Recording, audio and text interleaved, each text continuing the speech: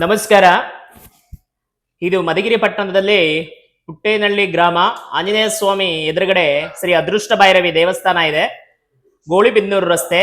ಅದೃಷ್ಟ ಭೈರವಿ ದೇವಸ್ಥಾನ ಅಂದ್ರೆ ಈ ಜಗತ್ತಿನಲ್ಲಿ ನಮ್ಮ ಭಾರತದಲ್ಲಿ ಎಲ್ಲೂ ಶ್ರೀ ಅದೃಷ್ಟ ಭೈರವಿ ದೇವಸ್ಥಾನ ಇಲ್ಲ. ಕಾಳ ಭೈರವ ಇದೆ, ಅದೃಷ್ಟ ಭೈರವ ದೇವಸ್ಥಾನ ಎಲ್ಲೂ ಇಲ್ಲ. ಬರೇ ಭೈರವಿ ದೇವಿ ಅನ್ನೋದು ದೇವಸ್ಥಾನ ಮಾತ್ರ ಇದೆ. ಏನಕ್ಕೆ ಇದು ವಿಶೇಷ ಅಂದ್ರೆ ತಾಯಿ ಚಾಮುಂಡೇಶ್ವರಿ ರೂಪದಲ್ಲಿ ಬಂದಿರೋಂಥದ್ದು ಭೈರವಿ. ಆದ್ರೆ ಆ ಜಗದ್ಗುರು ಆದಿಶಂಕರಾಚಾರ್ಯ ಗುರು ಬೀಜಾಕ್ಷರಿ ಮಂತ್ರಗಳಿಂದ ನನಗೆ ನನ್ನ ತಾಯಿ ಜ್ಞಾನದ ಮುಖಾಂತರವಾಗಿ ಶಪಥದ ಮುಖಾಂತರವಾಗಿ ಬಂದು ಕಲ್ಪನೆಯಿಂದ ಆ ತಾಯಿ ನನಗೆ ವರ ಕೊಟ್ಟಿದ್ದರ ಕಾರಣದಿಂದ ಶ್ರೀ ಅದೃಷ್ಟ ಭೈರವಿ ಅನ್ನೋ ಒಂದು ದೇವಸ್ಥಾನನ ನಾನು ಕಟ್ಟಿದ್ದೆ. ದೇವಸ್ಥಾನ ಕಟ್ಟೋದಕ್ಕೆ ತುಂಬಾ ಸಾವಿರಾರು ಕೋಟಿ, 100 ಕೋಟಿ, 200 ಕೋಟಿ ದೇವಸ್ಥಾನ ಕಟ್ಟೋದಕ್ಕಾಗಲ್ಲ.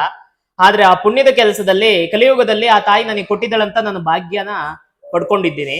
ಯಾಕೆ ಹಿಂಗೆ ಹೇಳ್ತೀನಿ ಅಂದ್ರೆ, ಯಾರ ಕೈಲೂ ಆಗಿಲ್ಲಂಥದ್ದು ದೇವಸ್ಥಾನ ನಾ ತಾಯಿ ನನ್ನ ರೂಪದಲ್ಲಿ ಈ ದೇವಸ್ಥಾನವನ್ನು ಕಟ್ಟಿದ್ದೇನೆ.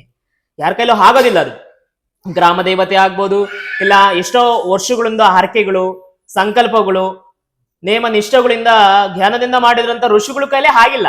ಆದ್ರೆ ಶ್ರೀ ಅದೃಷ್ಟ ಭೈರವಿ ದೇವಸ್ಥಾನ ಕಟ್ಟಬೇಕಂದ್ರೆ ಆ ತಾಯಿ ಋಣ ಇತ್ತು ಕಲಿಯುಗದಲ್ಲಿ. ನಾನು ಆ ತಾಯಿ ಋಣನ ನಾನು ತೀರಿಸಿದ್ದೀನಿ.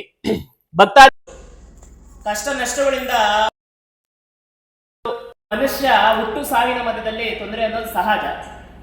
ಆದ್ರೆ ಆ ಪರಿಷ್ಕಾರ ಮಾಡ್ಕೋಬೇಕಂದ್ರೆ ಆ ದೇವಿನೇ ಸಾಕ್ಷಾತ್ ತಾಯಿ ರೂಪದಲ್ಲೇ ದೈವ ಬಲ ಇಲ್ಲದ್ದು ಯಾರನ್ನು ನಾವು ಮುಂದೆ ಹೋಗೋದಕ್ಕಾಗಲ್ಲ.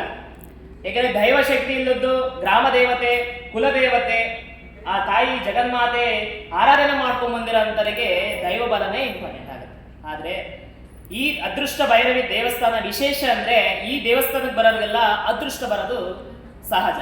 ಅದೃಷ್ಟ ಭೈರವಿ ಅಂದ್ರೆ ಅಮ್ಮ ಅಷ್ಟಲಕ್ಷ್ಮಿನಲ್ಲಿ ಲಕ್ಷ್ಮಿ ಒಬ್ಬ ಭಾಗಗಳು. ಆ ಜಗನ್ಮಾತೆ ಅದೃಷ್ಟ ಭೈರವಿ ಅನ್ನೋದಕ್ಕೆ ಅದೃಷ್ಟ ಬರುತ್ತೆ ನಮ್ಮ ದೇವಸ್ಥಾನಕ್ಕೆ.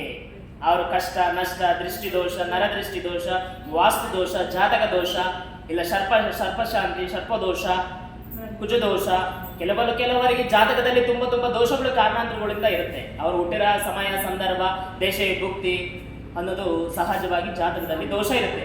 ಮದುವೆ ಆಗಿರಲ್ಲ, ಲಗ್ನ ಕೂಡಿರಲ್ಲ, ಮಾಂಗಲ್ಯಗಾರಕ ಕುಕ್ಕೆ ಸುಬ್ರಹ್ಮಣ್ಯ ಸ್ವಾಮಿ ತತ್ವ, ಮಾಂಗಲ್ಯ ಕೂಡೋದಿಲ್ಲ, ಇಲ್ಲ ಗೌರ್ಮೆಂಟ್ ಕೆಲಸ ಉದ್ಯೋಗಗಳು ಹಾಕ್ತಿರಲ್ಲ, ಇಲ್ಲ ವ್ಯವಹಾರದಲ್ಲಿ ಕಲಹಗಳು ಆಗುತ್ತೆ, ವ್ಯವಹಾರದಲ್ಲಿ ಕಷ್ಟಗಳು ಆಗ್ತಾ ಇರುತ್ತೆ, ದಾರಿ ಮಾರ್ಗ ಇರೋದಿಲ್ಲ, ಮತ್ತೆ ಎಷ್ಟೇ ಆಸ್ತಿ ಅನುಭವಿಸ್ತಿದ್ರು ನೆಮ್ಮದಿ ಇರೋದಿಲ್ಲ ಒಬ್ಬರಿಗೆ.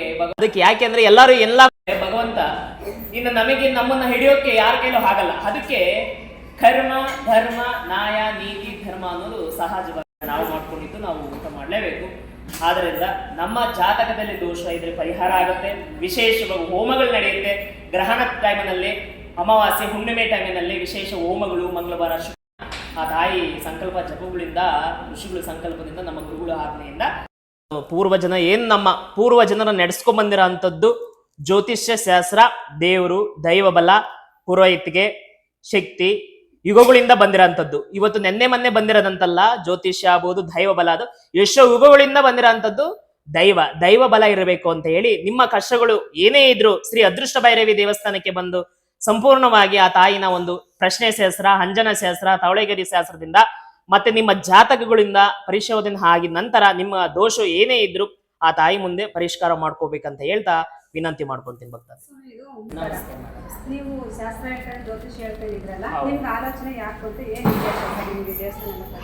ದೇವಸ್ಥಾನ ಕಟ್ಟಬೇಕಂತ ಉದ್ದೇಶ ಅಂದ್ರೆ ಜ್ಯೋತಿಷ್ಯ ಶಾಸ್ತ್ರ ಸಂಬಂಧ ಹೋಮ ಹವನಗಳಿಂದ ನಾವು ಜೀವನ ನಡೆಸ್ಬೋದಾಗಿದೆ. ಆದರೆ ಆ ತಾಯಿ ಜ್ಞಾನದ ಮುಖಾಂತರವಾಗಿ ನಾವು ಜ್ಞಾನ ತಿಳ್ಕೊಂಡಾಗ ಆ ತಾಯಿ ಈ ಜಾಗದಲ್ಲೇ ನೆಲೆಯಬೇಕು, ಇಲ್ಲಿ ಒಂದು ಪುಣ್ಯಕ್ಷೇತ್ರ ಕಟ್ಟಬೇಕು ಅಂತ ಹೇಳಿ ನನಗೊಂದು ಶಕುನದ ಮುಖಾಂತರವಾಗಿ ಅಮ್ಮ ನನಗೆ ದಾರಿ ಕೊಟ್ಟು ಪ್ರಸಾದದಲ್ಲಿ ಕೊಟ್ಟಿದ್ದಾರೆ. ಆ ಒಂದರಲ್ಲಿ ಒಂದು 2.5 ವರ್ಷ ನಾನು ಈ ಜರ್ನಿನಲ್ಲಿ 2.5 ವರ್ಷ ಆ ತಾಯಿ ಕನಸನ್ನ ತಾನಾಗಿ ತಾನು ಅದು ನಾನು ಮಾಡಬೇಕು ಅಂತಲ್ಲ, ಆ ತಾಯಿ ಯಾವ ಥರ ಸೂಚನೆ ಕೊಡ್ತಾರೋ ಆ ಥರ ಬೋರ್ ಹಾಕಿಸ್ತೆ.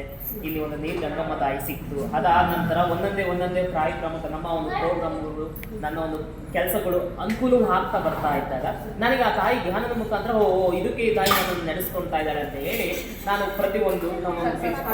ಪ್ರತಿಯೊಂದು ವಿಚಾರದಲ್ಲೂ ಒಳ್ಳೇದಾಗಿದೆ ನನಗೆ. ಹೆಂಗೆ ಅಂದ್ರೆ ಈ ದೇವಸ್ಥಾನ ಮುಟ್ಟಿ ಕಟ್ಟಬೇಕನ್ನೋದ್ರಿಂದಲೂ ನನಗೆ ಒಳ್ಳೆ ಮಾರ್ಗ ಅನ್ನೋದು ನನಗೆ ಅದಕ್ಕೆ ಗೊತ್ತಾಗಿದೆ. ಆದ್ರಿಂದ ಆ ತಾಯಿ ಧ್ಯಾನದ ಮುಖಾಂತರ ಪ್ರಸಾದ ಕೊಟ್ಟಿದ್ದಾಗ ನಾನು ಈ ಸ್ಥಳದಲ್ಲೇ ಇಲ್ಲೇ ಕಟ್ಟಬೇಕು ಅನ್ನೋದೊಂದು ಶಕ್ತಿ ಇಲ್ಲಿದ್ದೀನಿ, ನಾನು ಕಟ್ಟು ಮಗನೇ, ನೀನ್ ಏನ್ ಬೇಕಾದ್ರೂ ದಾರಿ ಮಾರ್ಗ ಮಾಡ್ಕೊಡ್ತೀನಿ ಈ ಜಾಗದಲ್ಲಿ, ಬರೋಂತ ಭಕ್ತಾದಿಗಳಿಗೂ ಒಳ್ಳೇದಾಗುತ್ತೆ, ಒಂದು ಪುಣ್ಯಕ್ಷೇತ್ರ ಆಗುತ್ತಂತ ತಾಯಿ ಇರೋದಕ್ಕೋಸ್ಕರ ನಾನು ಈ ಜಾಗದಲ್ಲಿ ಈ ದೇವಸ್ಥಾನ ನಿರ್ಮಾಣ ಮಾಡಿ. ಗುರುಗಳು ನಿಮ್ಗೆ ಯಾರಾದ್ರೂ ಸಪೋರ್ಟ್ ಬೆಂಬಲ ಕೊಟ್ಟಿದ್ದಾರೆ ಈ ದೇವಸ್ಥಾನ ಕಟ್ಟಕ್ಕೆ, ಅಥವಾ ನಿಮ್ ಶ್ರಮದಿಂದ ಮಾಡಿರುವಂತ? ಇದು ಯಾರು ಬೆಂಬಲ ನಾನು ತಗೊಂಡಿಲ್ಲ, ಡೊನೇಷನ್ ಇಸ್ಕೊಂಡಿಲ್ಲ, ಚಂದ ಎತ್ತಿಲ್ಲ.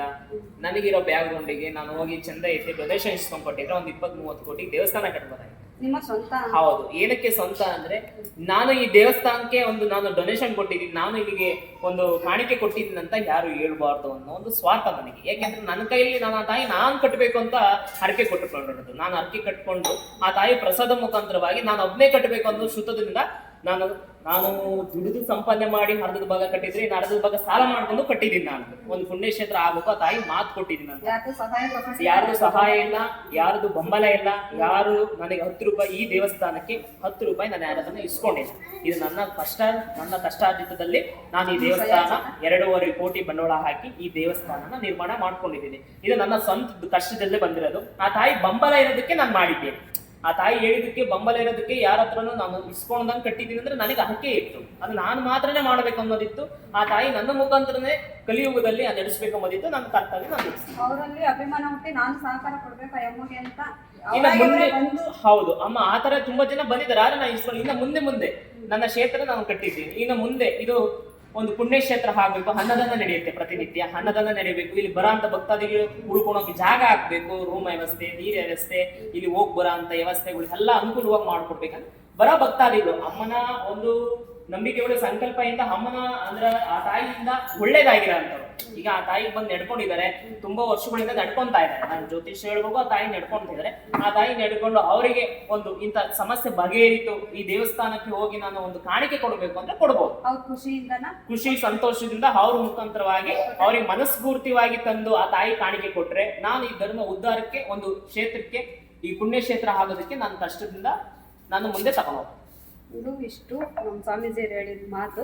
ಯಾರಾದ್ರೂ ಸಪೋರ್ಟ್ ಮಾಡಬೇಕು ಮತ್ತೆ ಈ ತಾಯಿನ ಬಂದು ನಿಮ್ಮ ಕಷ್ಟಗಳು ಹೇಳ್ಕೋಬೇಕು ಅಂತ ಅಂದ್ರೆ ನಿಮ್ಮ ಮನಸ್ಸಿಗೆ ಅದು ಬಂದು ನೀವು ಈ ತಾಯಿಗೆ ಮರಿಯಾಗ್ರಿ, ನಿಮ್ಮ ಕಷ್ಟನ ಆ ತಾಯಿ ಪಾದಕ್ಕೆ ಅರ್ಪಿಸಿ ನಿಮ್ಮ ಕಷ್ಟ ಬಗೆಹರಿಸ್ಕೊಳ್ರಿ.